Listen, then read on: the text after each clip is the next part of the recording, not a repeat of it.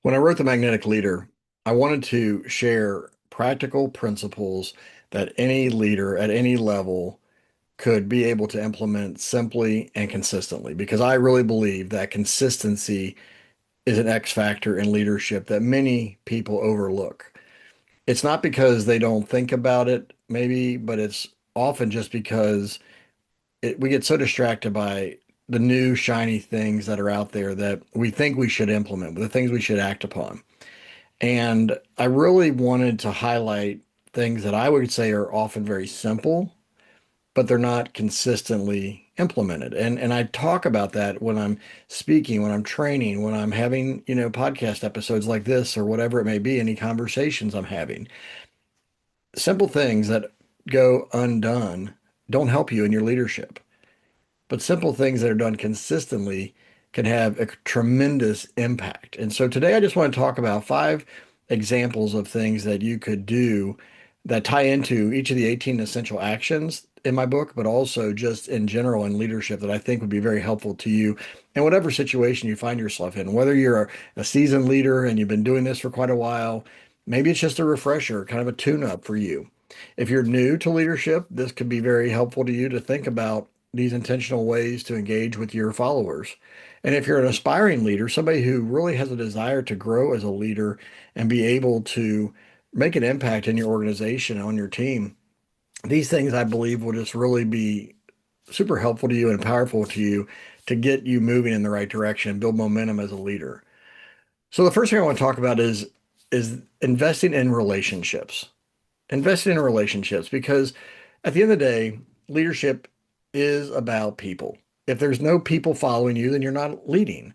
It's just plain and simple. I heard John Maxwell some time ago say, if you think you're leading and you turn around, you don't see anybody following, you're simply out for a walk. And I thought that's a pretty great image, right? As you're walking down the path, you think you're leading a group of people, you're leading a project, and you think that they're just right behind you, doing what they're supposed to be doing and trusting you. And all of a sudden you pause, you turn around, you look backward, and there's nobody there. I mean, it's a silly example on one level, but many times this is what happens. It's leaders think that there are followers coming up behind them, supporting them, helping them, trying to accomplish the goals that they have. And then they turn around and they realize nobody's really been following me because I believe many times it's over this lack of investment in relationships. Now, I talk about this in a lot of ways, especially in chapter 9 of my book about loving people, is that there are professional boundaries, and I understand that. You need to be professional in your relationships on one level. However, sometimes leaders are so fearful of saying the wrong thing, being too personal, asking questions about how somebody's doing or the situation, whatever it may be, that they basically shy so far away from being relational that they end up hurting their leadership. So I know that there's standards. I know that there's policies and procedures that you want to abide by in your organization. But the reality is people come to work every day and they bring the baggage from home, from just life in general, to the workplace every day. If they're struggling at work in their job, maybe they're really going through a tough time in a project, or maybe they've been struggling and they're on a performance improvement plan. Maybe there's just coaching that's going on that is trying to help them get better, but they feel stressed about that. Whatever the case may be, they are feeling a certain way that if you're not building relationships and engaging with them consistently, you're just not going to know. And then therefore it's going to hinder your leadership, your influence. So invest in relationships. Number two, you really need to work on clarifying expectations. I'll never forget a few years ago, it really hit me that clear expectations on the front end reduce and eliminate frustration and stagnation on the back end. And that was a game changer for me that many times the things that people struggle with their leaders isn't that they can't do the job, they can't do the task. It's that many times people don't truly understand what is expected of them. Many leaders think they've communicated in a way that their followers understand, and then they just kind of go off and then when they come back to check in, it's not being done in a certain way. It's not being done to the standard. It's not being done maybe at all because maybe what they heard you say and what you actually said were misaligned. And so they went off in a different direction than what you thought they were going to go do. And so clarifying expectations is so important. And that just takes an extra little bit of time on the front end to make sure that everybody's on the same page. People can repeat back to you as a leader, here's my part, here's the deadline, here's the standard, here's all the qualifications that we want to operate by. You as a leader are responsible for making sure they truly know. Then you can hold them accountable later. But what happens is many times leaders don't get specific enough, they don't clarify this enough, and then they try to hold people accountable. And honestly, it's unfair if you haven't been clear on the front end. And so what happens is you have frustrated leaders, you have frustrated team members, you have stagnated teams that aren't getting things done at the pace or the timeline that you want or hope for or need to. And so work on clarifying expectations. Make sure that everybody is on the same page. Everybody knows their role, everybody knows the timeline, everybody knows the expectations clearly. Then you can release them to delegate to them to their task, to their responsibility and part of the project. So invest in relationships, clarify expectations. Number three is coach rather than control. Coach rather than control. Coaching as a leader is a huge skill and it's a huge opportunity. And here's the thing about coaching that I had to learn when I first actually started learning how to be a coach over a decade ago was coaching isn't just about telling people what to do your way. Sometimes you need to do that. And that's more of a mentoring or more of a directive approach that you need to take sometimes. However, on a day-to-day basis, when you're developing people, you need to coach them. And what I mean by that is coaching is about asking great questions. It's about pulling out answers from people when they come to you with a problem or they're stuck in some way. And instead of just giving them the answer, ask questions like, well, what do you think we ought to do? Or how do you think you could approach it to deal with this issue? Or what do you think would be best in this situation? Now, you're going to have your own way of doing things, most likely. You're going to think about something that you would do. But if you're developing people, then you need to give them opportunity to try things their own way. I heard years ago, and I like this idea was imitate the leader before you can innovate to your own style and approach. And I agree with that. At first, when you give somebody a task, they need to kind of imitate and do what you do because they may not have ever experienced that thing, that task, that responsibility. However, after a short period of time, once they've gotten some experience, once they've gotten some confidence, then you can release them and encourage them to kind of innovate on that. That your way is one way to do things, but there could be other ways. There could be other solutions. And so give them the freedom to innovate, to try new things because they might just come up with a better way to do it. Now that takes a level of humility. It's forcing you as a leader to be humble about realizing that your way is a way, but it isn't always necessarily the best way or the only way.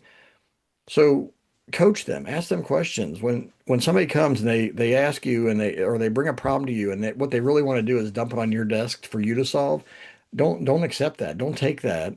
Instead, coach them and say, well, okay, you're seeing this problem, you're stuck here. Let's talk about that. What have you done? What do you think you could do? What is another step or two you could take? Who are some people you could reach out to get more insight on? What are additional resources you may need? Asking just a variety of questions to get them thinking. Because here's the thing, none of us truly were taught how to think. We were taught what to think. As we grow up in school, we're taught in our math classes, our English classes, our history classes, our science classes, all the different subjects that we study throughout our childhood into young adulthood and beyond into college, we're really taught what to think. Teachers, professors tell us, here's the way it is, here's what it is. But what we're not often taught, rarely taught, if ever, is how to think outside the box, how to consider other options. And when you coach people, instead of telling them what to do, and controlling their decisions and being so directive only that they don't know how to operate without you. Because what happens is when you do that, you become their brain and they don't need your brain. They need their own brain. They need to be thinking, they need to be problem solving. And they can't do that if they're only doing what you tell them to do all the time. So don't just control them. And I'm telling you this in a sense that sometimes there's emergency situations, sometimes there's deadlines that you have to step in and be more directive and be more in a control and command situation. I understand that. And it depends on your industry. Sometimes the industry standards demand that too. I get that. But if you're thinking about the long game of developing people, not the crisis moment, not the deadline moment, You need to be thinking about coaching, not controlling. You need to give people the freedom to experiment, to explore ideas, and to try to come up with their own solutions. So that's an important aspect that if you do that, then all these essential actions I talk about in my book, they will truly make a better difference in your organization because they'll be able to experiment and do these actions their own way and it'll stick because it's not just what somebody tells them to do or that they're not just checking a box or trying to pass the class, so to speak. They're literally owning the action. They're owning the behavior for their leadership and their development because you have coached them through that. And that takes us to our fourth point of taking ownership of culture. So you as a leader, you aren't the only one that creates culture, but you are where it starts. See, the team has to help be a part of creating culture, but the team is only going to respond and react to the leader. And so what is the culture you want? Have you defined that? Or is it this nebulous idea in your head that you've never really written down, that you've never really paused to think about and get specific about? Because if you haven't done that, then your culture becomes accidental. And sometimes you can have happy accidents where things go well. But a lot of times you find yourself where you're like, this isn't the culture. This isn't what I want with my team. This isn't what I want to do overall. And the reality is that if you aren't being intentional in designing your culture, the culture is going to happen organically. And if your people aren't on the same page, or if you haven't built those relationships, if you're not doing these things we've talked about so far, then your culture is probably not going to become what you want it to become. And the problem with culture is it starts to overcome strategy. So if you have a healthy team culture, it will help speed things up. It will truly uh, produce incredible results. But if you have an unhealthy culture or dysfunctional culture, it's going to slow things down, sometimes to a grinding halt. And especially when you're talking about attracting the right people to your team, attracting people to your organization, you need to be focusing on building and designing the culture that you truly want in your organization. So you have to take ownership of that as the leader. Now, if you're in the middle of the organization and you're not the one setting the values and the key behaviors of the organization, the mission and vision, you are working within a framework of some kind. And yes, you have to be responsible to those above you in the organizational structure. However, how you implement all those things that have been decided above you still have control of in your specific situation and how you work and how you operate, how you engage with your peers and your subordinates, how you build teams as you do your projects and take care of the business that you do. So you do have an opportunity even within a structure that maybe, like I said, you could be in a larger corporation where you're more of the middle of the organizational chart, or maybe you're even at the bottom and you're just starting out, but you don't think that you have any impact, but you really do because how you show up every day, how you work every day, how you engage every day makes a big difference. How you engage your customers and clients is huge. And so the reality is take ownership of the culture from whatever level, whatever seat you're in, take ownership of it as much as you can and start to shape it and help make it into the kind of culture that you want to be a part of and that you want it to be for your team and for even future. Last but not least, leaders who truly are magnetic, who truly make a big difference in their organizations, in the lives of the people they're leading, they model growth. And this is huge. So many people stop their development when their formal education ends. So whether it was high school degree, college degree, master's, PhD, whatever level of education that you went through formally, so many people kind of stop their education there in the sense of personal growth. Now, you may be growing in a specific skill set, technical, skills based on your career path, but what about your people skills? What about are you continuing to develop yourself so that you're the kind of person that people truly want to follow? That happens through growth. I love the analogy or the principle that I heard John Maxwell talk about years ago, and it really stuck with me. He said, if you rate leaders on a scale of 1 to 10, and let's say you're a 6, but you want level 8, 9, and 10 type leaders on your team, you're not going to get them or you're not going to keep them very long because leaders want to look up to somebody. And so if you find somebody that's at, level 8 kind of leader, they're looking for the 9 and 10 kind of leaders to follow. If you're a 6, you're going to attract the 1 through 5s and be able to lead them okay because you're ahead of them still. You're a 6. And there's nothing wrong with being a 6 today. But there's a problem that if you're a 6 a year from now, 2 years from now, 5, 10 years from now, if you haven't grown. And so when you grow as a leader, you move up that scale from a 6 to a 7, 7 to an 8, and so forth and so on. And when you do that, then guess what? You can raise the bar of what the others that are following you become. And so if you want to have those high numbered level type of leaders, you need to become that first. And then people will follow you. If you have little experience and you just don't have the great communication skills and you haven't been leading teams well, it's okay that you're not an 8, a 9. And here's the thing, there's very few, if any, 10 level leaders. That's a perfect leader in many cases, right? But that's kind of a legacy leader that few actually reach.